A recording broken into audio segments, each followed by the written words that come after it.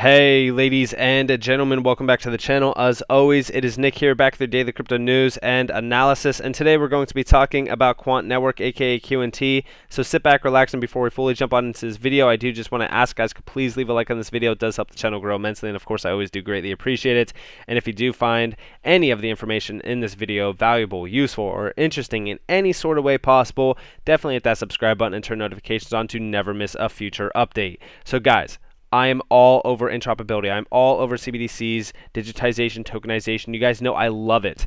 All right, we are seeing the fourth industrial revolution nearing day by day by day. The best part about this is that we are holding keys to the kingdom. Okay, I've talked about this. I've discussed this to you on a day-to-day basis as well. Currently, right now, with all of that in mind, we're going to be talking about all of that. But first and foremost, I do want to talk to you guys real quick about the market. So I'm not going to go too in depth on this. I'll save all the price action and stuff like that for the end of this video. But I do want to talk to you guys real quick about what we are seeing. So we're seeing a ton of altcoin movement, QNT, XRP, HBAR, ACH, stuff like that, like things that I talked about on this channel multiple times. We're seeing some nice price movement. Bitcoin's still fighting the 44K level. Hopefully we can break over that, have a nice strong break. I'm watching this weekend closely. Maybe we'll have the Friday drop in price. I've told you guys multiple times that I'm expecting a pullback. Don't know when it's going to happen, but of course I'm awaiting it. It doesn't hurt to take a little bit of profit if you are in profit. Of course, it's totally up to you guys. But QNT up 9.93%, up 34.86% on the 7-day span. Trading volume still down about 11, now 13.77%. Holders tab, we're seeing a little bit more holders on the daily than what we're typically used to. It's roughly under 100 almost on every single date, and now we actually have over 140 new holders now, so that's pretty significant. I do want much more volume. All right, I'm really eyeing more volume for QNT. Currently, we have not had strong volume in, which we will talk about later on in this video if we do have time. But of course, I do want to talk to you guys about some exciting things within the interoperability scene. More so, this market, in my opinion, is set to be. I laugh at this when I see this at a $15.8 billion market cap, right? A lot of these assets probably are doing absolutely nothing within this area as well. So in my opinion, when we are talking about this market and this market capitalization, what really is the market cap for interoperability layers? Because in my mind, I only see a few. And QNT sitting at about a $1.8 billion market cap is considerably laughable to me. And we're also going to be talking about some exciting things. So first off, let's move on and let's talk about some, interoperability things. Let's talk about some digitization and stuff like that. So first off, I've told you guys about that February 24th. It's like a panel discussion talking more so about the digital money, cross-border settlement, all that kind of stuff. But we do see here, just to say QNT is at $1.8 billion in market cap. For comparison, XRP is at $42 billion. Yeah, I mean, honestly, if we had XRP's market cap, we'd be sitting at about $3,167. Is this significant in any sort of way? Absolutely not. Honestly, I always hate comparing market cap to one another, but it is also a good idea to kind of compare QNT to XRP's market cap simply because Ripple is being utilized for a lot of cross-border payment things, as well as for a lot of, just settlement use cases as well, which technically could work into cross-border payment things as well. But, overall, XRP's market cap really isn't based on what Ripple is doing at all. Technically, you could argue the same with QNT as well, with Quant. But the thing is here is that the demand for both of these assets are going to continue to grow as the companies do incredibly well.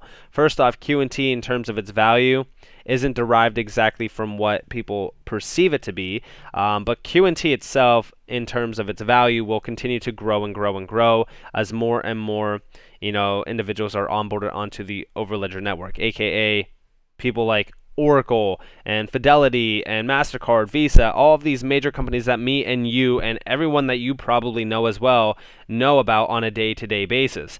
That's where the real, price per is derived from.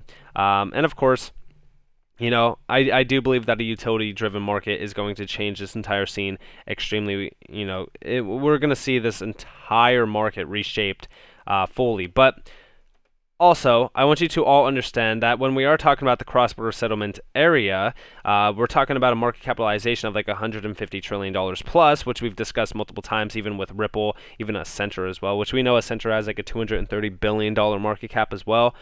These are huge names, right? And I don't really need to see the price per QNT, at $30,000 right now for me to know that it's going there. All I really need to understand and know is one, the market capitalization for the cross-border payment scene, and also where things are headed, aka CBDCs, in the commercial and retail banking area, which of course this is talking more so about commercial and retail bank interoperability as well.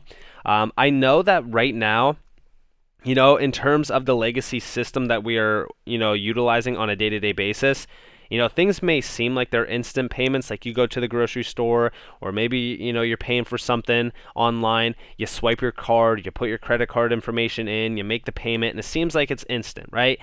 But the problem is, and I've experienced this on a day-to-day basis, and I'm sure that you all watching this video could probably, say the same exact thing.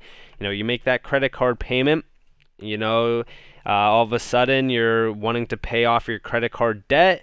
You make the payment and it's sitting there for days and days and days until it finally settles. Yeah, that's a problem, okay? And that's the issue with the legacy system that we have currently. Even a debit card, right? You swipe your debit card in a grocery store. Yeah, it goes through, it clears. It's a pre-approved payment. That is terrible. It's inefficient. We should have instant settlement. We should have instant payments that are settled instantly on a day-to-day basis. It is 2022. Credit cards and debit cards came out in 1966. It's been years in the making for disruption in the payment system. Okay? Right now, the legacy system needs to be disrupted, and QNT, XRP, a lot of these ISO 222 tokens as well are at the heart of this, and they are going to disrupt the scene. The scene is ripe for disruption. We've talked about it. We've discussed this as well. And when we are talking about QNT, we do know that the legacy system cannot be bridged to the digital system, which is, of course, the new digital infrastructure that's being built before our eyes, aka what we are seeing here. I mean, this is the digital, infrastructure. It cannot be bridged without interoperability layers. That is exactly why I hold QNT. That's why I see the vision behind Quant. And of course, again, I kind of look at the fundamentals here. I look at the partnerships and stuff like that, like even Oracle, right? So again, solid breakdown here from NL11, but we do see Oracle blockchain platform OBP fully launched 1 year ago, and they are going crazy. Its USP is ease of use, no coding dApps, and one-stop solution for everything: cloud, interoperability, multiple DLTs. QNT is OBP's default interoperability solution. So much more is coming. And we do see here many of the world's largest EV manufacturers, including Volvo, Mercedes-Benz, and Polestar, have signed on for the service, which is built on Oracle's blockchain. Now, this is all talking about by 2030, some 40% of all cars will be electric. Again, these are solid use cases in completely different markets than what QNT, XRP, and all of these other assets have been going after forever, which of course is the payment scene. But guess what? That payment scene bleeds into everyday life. I mean, we're talking about multiple different markets as well. Like, this is even, I mean, this is solid in terms of the EV market. We know the EV market's continuing to grow and grow and grow. Blockchain platforms labeled here are Hyperledger Fabric, which of course we do know that. I mean, come on. QNT is already an interoperability layer with Hyperledger Fabric. They could easily plug and play with it. And of course, here you guys have Oracle, which of course QNT Oracle might be the biggest partnership in crypto. Of course, we know that their client base is massive. This is a huge company. I'm not going to tell you guys the scale of it, because by now you surely should know how massive Quant actually is. And again, this is all talking about OBP. I mean, this is talking about like healthcare and everything, which we know QNT is also going after the healthcare scene. We know that the healthcare scene is ripe for disruption in terms of interoperability as well. We could really kind of streamline a lot of use cases within a lot of these areas of expertise. And of course, Overledger solution from Quant Networks, available for OBP and deployed in Oracle Cloud. Again, middleware that enables interoperability across OBP, Corda, Quorum, Ethereum, Ripple, Bitcoin, Stellar, IOTA, and EOS. I mean, listen. when we're talking about DLTs, when we're talking about the future of this space, everything will need that interoperability layer. It's not just only for payments and for the legacy platform, aka the legacy system of the banking structure. It's everything. Everything will be disrupted at scale. And of course, in terms of Oracle, here's some, companies that, of course, Oracle is working with. This is the cloud ecosystem. All of these, companies here will have interoperability layers within them to utilize, blockchain technology. These are just a few. Okay, and you could really kind of see a lot of these, but also it's the idea that, listen, when we're talking about QNT, we're talking about new age technology. I've always said that when you're discussing the price per QNT, you got to price in the factor on what will need interoperability. What is interoperability technically right now? We really don't have too much in terms of interoperability solutions. There's really not much competition out there. And not only that, but Quant has already, patented their technology. API gateways are the key to the future. I know that there's Oracle solutions out there and stuff like that, which, you could argue, is Oracle really better than API gateways? Absolutely not. We just broke this down in a video from, I would say, almost like a week ago, where I was talking about API gateways with Oracle solutions and stuff like that for interoperability. API gateways, which of course Quant has created, is the future for interoperability. Not only that, but it's so easy for plug and play. That is the biggest key component there. Because imagine being a bank, right? Maybe you're the bank manager, bank owner, whatever, doesn't matter. All right. And you're a singular banking branch. But maybe your banking branch belongs to a branch of 11,000 singular banks. Okay? And you want to plug and play. For example, maybe this new technology that's going to, boost revenue profits, one. And it's also going to allow instant settlement. Okay? You want to plug and play. 11,000. All right, 11,000 branches. How? How are they all going to plug and play? Well, let's break this down. So first off, we go back to this original tweet from Sen NL11, right?